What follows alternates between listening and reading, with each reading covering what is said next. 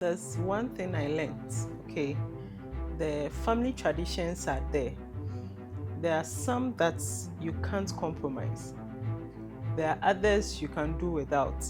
Something like list. I mean, we were born into it. We grew up knowing that, okay, if you are about getting married, you are supposed to go through these processes, because you can't just get up once you are going to have a traditional marriage and then have a white wedding. That anything that has to do with a traditional marriage, you have to go by it. You don't have a choice. There are things we do out of devotion and there are things we do out of duty. In the sense that I'm required per my family's tradition, per the culture I've inherited, to do ABC. At this particular juncture, I'm supposed to do it so that I can move on. Is my woman more important to me than the snap, or the snap is more important to me than my woman? Hello everyone, welcome to another episode on Beyond the Surface. Today we want to delve deeper into the place of traditions in our relationship and in our marriages, and want to use our same guests that were on our previous episode. We thank you for following us, thank you for subscribing, and please be sure to share and be sure to comment in our comment section. Welcome again. Thank you. All right, so there has been some conversation online about the list that you get normally when you go and do the knocking, right? You get the list after the knocking, yes, and how sometimes the kind of things that the family will write on it, and some don't really see the need for that. We want to look at the need, because here on this podcast we want people to know what the truth is. So what is the need, or what is the importance of that list, first of all, in whenever you are going to get married? What is it important? Can I decide to go ahead without it? There's one thing I learned, okay? The family traditions are there. There are some that you can't compromise. There are others you can do without. Something like list. I mean, we were born into it. We grew up knowing that, okay, if you are about getting married, you are supposed to go through these processes, because you can't just get up once you are going to have a traditional marriage and then have a white wedding.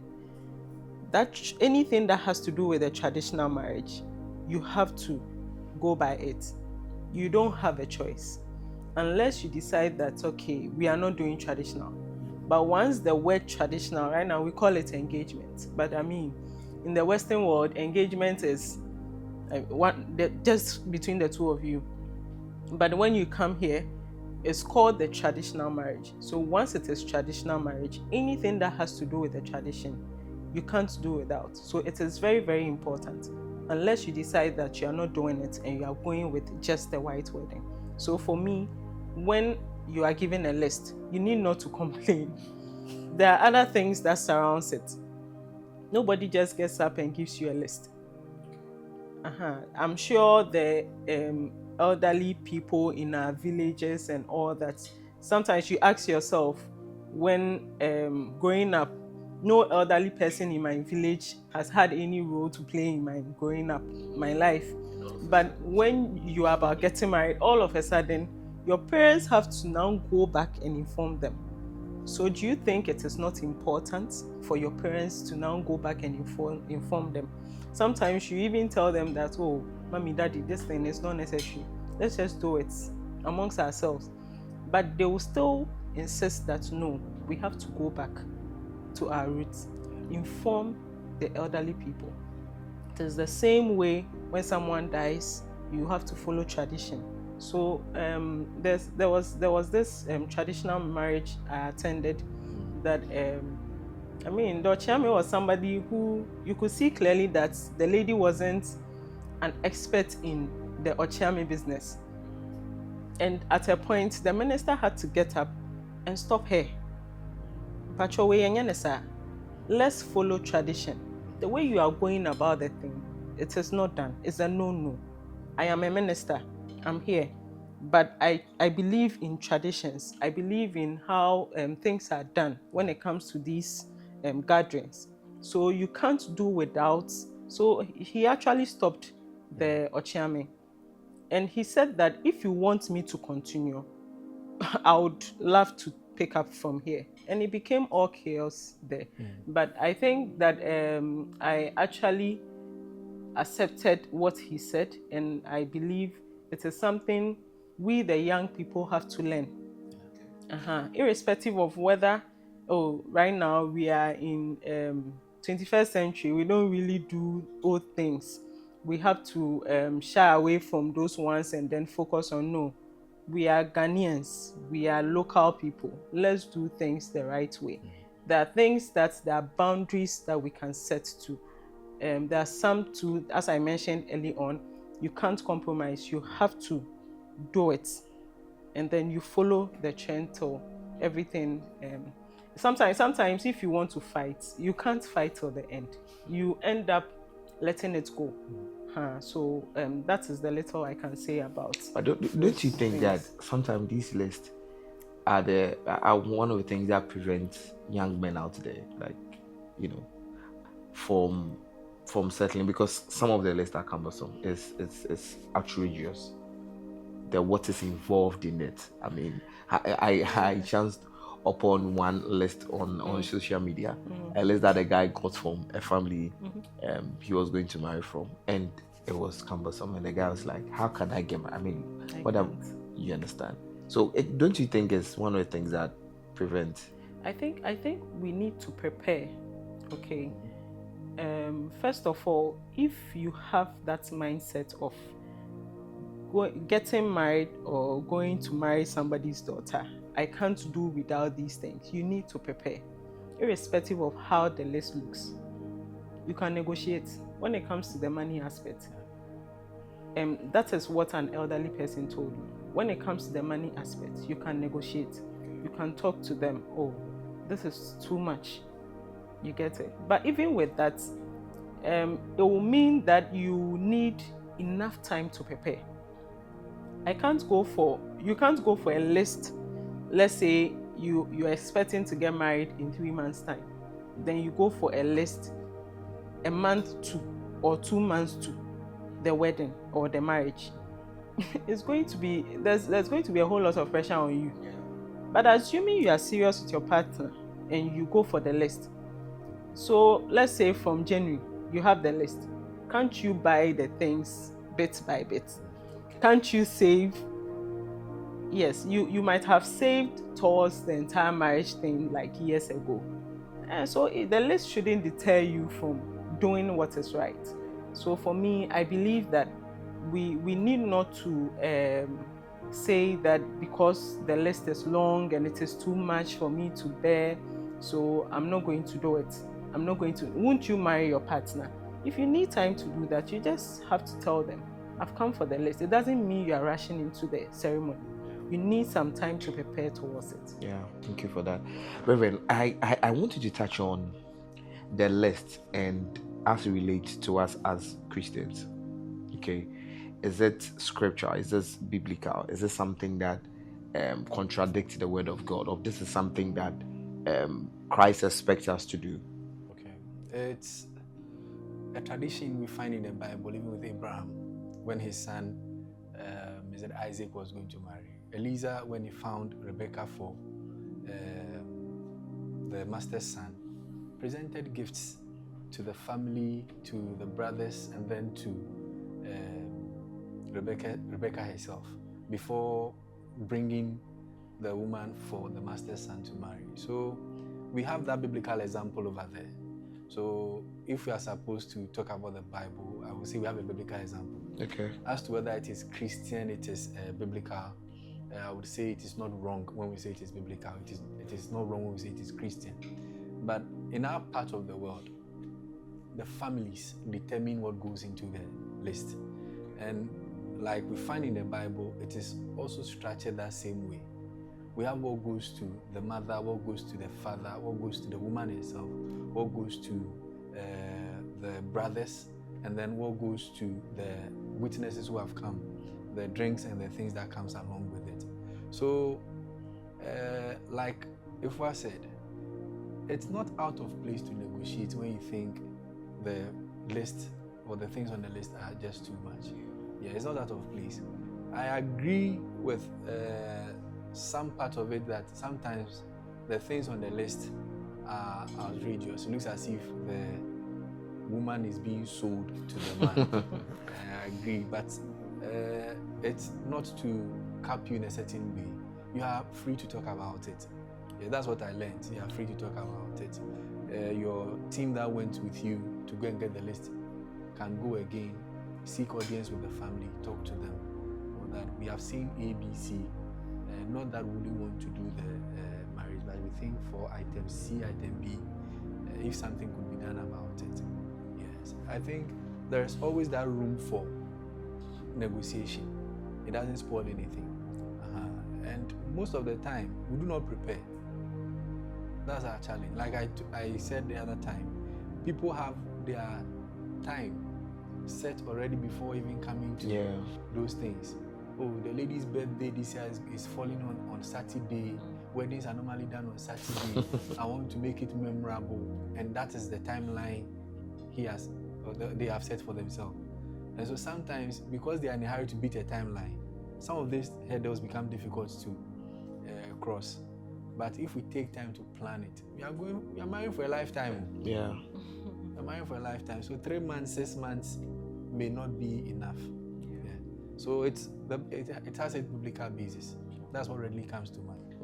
Okay, that's great. We want to look at the place. I'm coming on you again. The Shanab, right? Yeah. And Christianity as a Christian. Yeah. The place. I mean, we know we don't. How do we say it in English? Okay, but you are required during marriage to present that. Doesn't that contradict our Christian beliefs? Okay. It's a good question. Christianity and culture in our part of the world is always having engagements, and sometimes there are clashes. Yes, and so there are some churches who are like, strictly for us, we don't do anything alcohol, and so we want to negotiate and make it money. Okay, rather than the so that one is when they allow, it's there. Yes. Then there's this other school of thought that when you negotiate, they will not agree. Okay. For them, so far as they have asked for abrofons and snap, fabra, and you must you must send it. But my take is this: I wouldn't say you are sinning or not sinning. I wouldn't say you are doing something bad or you are doing something wrong. There are things we do out of devotion and there are things we do out of duty. In the sense that I'm required per my family's tradition, per the culture I've inherited, to do ABC. At this particular juncture, I'm supposed to do it so that I can move on. Is my woman more important to me than the snap, or the snap is more important to me than my woman? Yeah. The other time I was saying that we may not feel comfortable with the traditions today, but bear in mind, one day we'll grow, we'll get there, where we'll be in the position to influence things and then we can change. A relative of mine passed, and the family head then said, she's a Christian, I'm also a Christian. She doesn't take alcohol, so we'll not pour libation. Everything will be done by prayer. He insisted, and everything was done by prayer. The other side of the family that wants to do with schnapp and alcohol, they came to me. Also, look at what this man is doing. I said, oh, he's even an asafopeni and he's doing that. Also, can I prevent him? No. If it comes to your turn and you want to pour libation, he's not preventing you. Okay. So you see, somebody who has gone through the system. At his time, when he was a young man, he wouldn't challenge his elders. He may have allowed it. Yeah. Now he's at the helm of affairs where he can influence the tradition. So he is creating that particular party. For Christians, will not pour. For others who are not Christians, allow them to pour. Christianity and culture in our part of the world has come a long way. There have been a lot of developments. At first, it was the family head who was naming children and they would pour libation. Today, pastors are allowed to do. It's a continuous engagement. So far as we continue to have those engagements, there may be places where you'll be allowed to use money in place of the snap. Yeah. There will be places where they will not allow. But the question I ask, is the woman important to you than the snap? Or the snap is important To you, the woman. That's a good one. Okay, I want us to also look at this. So, just like when we're doing counseling, you are told to go and do a medical report, check your blood groups to see if you are compatible before you get married. Gone are the days where our family used to also do some spiritual readings, if you like I said in our last episode, where they would want to find out the background traditionally of that family you are getting into. Probably in this family you are not allowed to give birth, or even if you are allowed to give birth, you're allowed to give birth after a period. Maybe this family, there is, the wealth of this family only goes to the women, and you're a man and you are marrying into this. Meaning, I've heard most pastors that will say it's good for you to do some inquiry, because you can be very good or you can be well to do, but the family you would marry into, because you are ignorant of some of the traditions in that marriage, you will fail. I want us to look at the importance of such, maybe let's get a little bit spiritual, of such spiritual readings.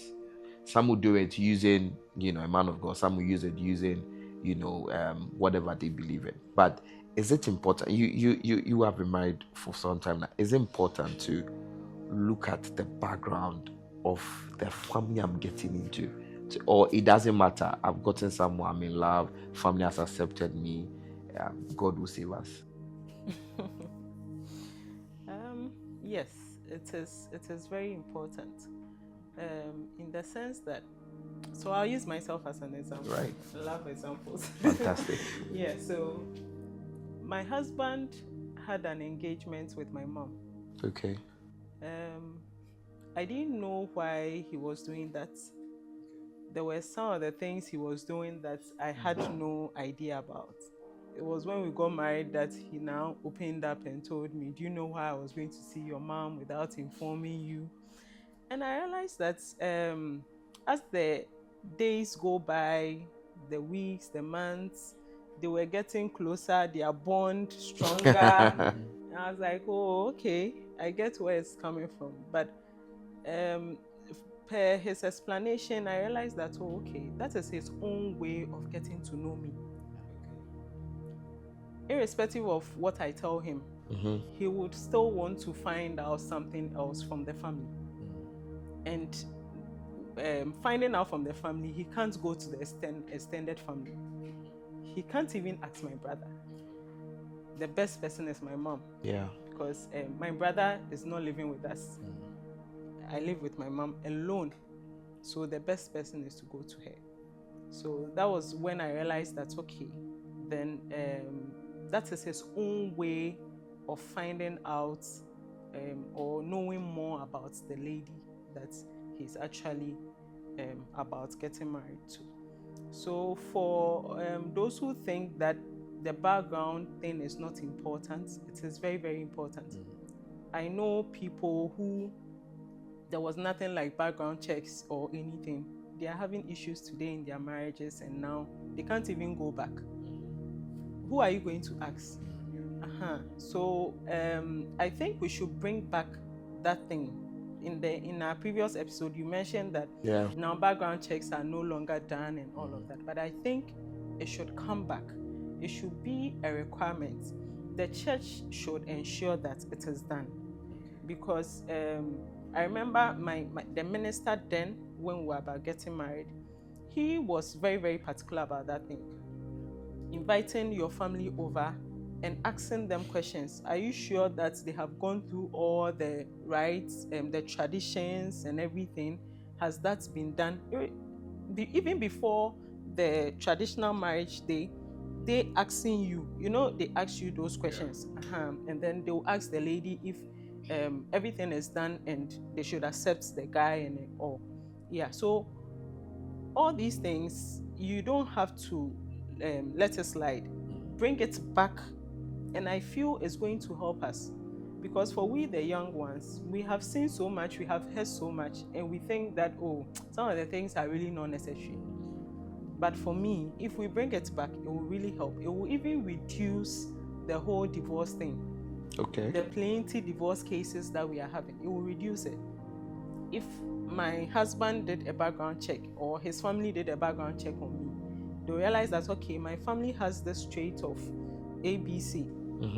So it's either my husband will decide that, okay, I'll go with it and be extra careful, or I'll make sure that she doesn't do the same thing as has happened. Was done. Or spiritually, I will stand firm, pray, seek the face of God day and night, and make sure that it doesn't happen. But if you don't have that comfy, I beg, don't go there. Don't go there. Yes. Right. Don't go there. Yes. Rev, I want you to throw more light on. I think the church is, I don't know for other churches, but Methodist, Presby, these are the two I can talk of. I know we involve the family.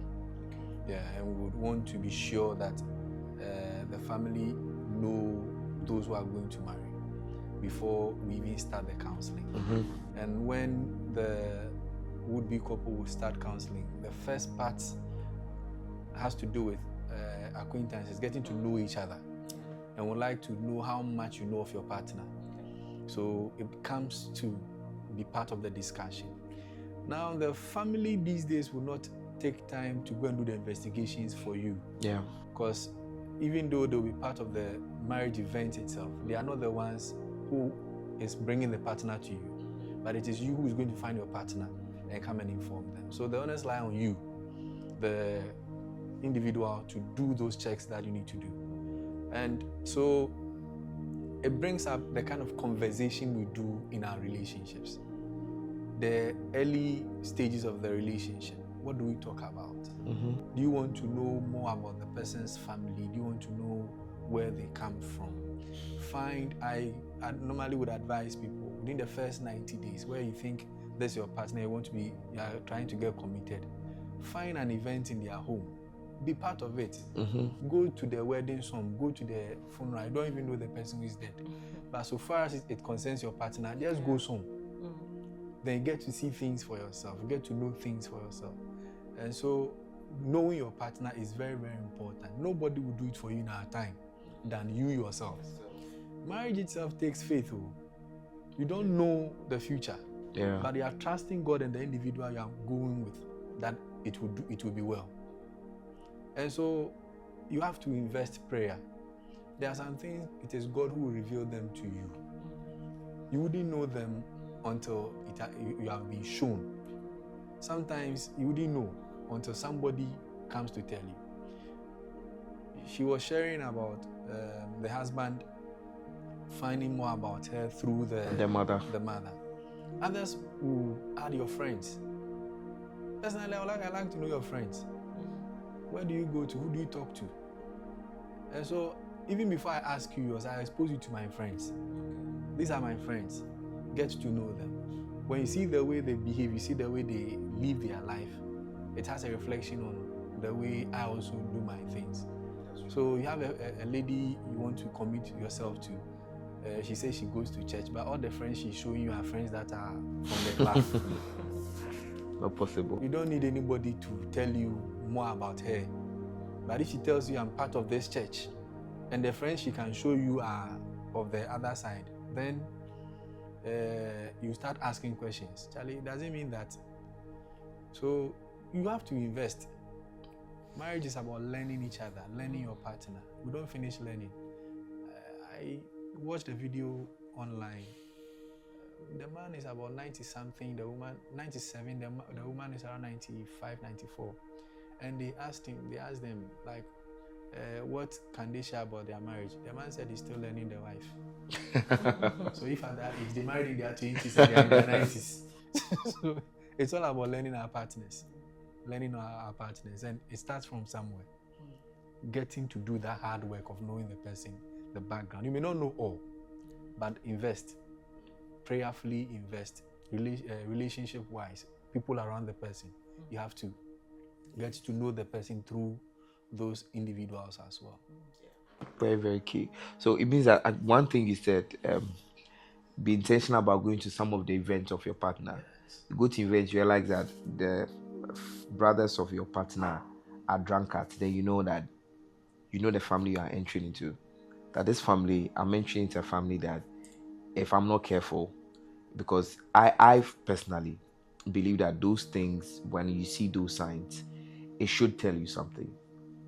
But we are in a generation where the mother and father will leave, like the Bible says, and will come together as one. That thing, like in few, we have few minutes to end this episode, but that thing, let's look at it. Leaving, is it just about me and you? Me and you, I think the first way we touch on it a little bit, me and you, leaving your father and your mother's house, and we come together. So it doesn't, someone would argue with this conversation that it doesn't matter what is in my family and my family's history. It doesn't really happen. It's about me and you coming together to build a family. In 1 minute, I want you to touch on what are your views on that? So that, just as it says, scripture has said, you leave the man, the woman will leave the father and the mother, the man same, come together and then be one. Yeah. Okay. So the leaving has to do with you are creating a whole new family. That is my understanding. Okay. A whole new family. It doesn't mean that you are leaving your family, your external family. Mm-hmm. So the two families are now becoming one. Okay. So it's not just about the two of us. It's never you, both of you. It's not just the two of us. I mean, there are things that just the two of us can do. Yeah. And we will not include the external people. Yeah. Yes, but there are other things too. They all come on board. So I think it's just referring to two people coming together, whether it is the family or it's the two of us. It's still two families coming together. Yeah. Your last words. So the sense of family in a part of the world, like I stated the other time, it's you, husband, wife, children may be involved, but we have uncles and aunties. So the living and cleaving, like we find in the Bible, even biblical families, you realize that it's not so much about just what we call nuclear family. Mm-hmm. Others are involved.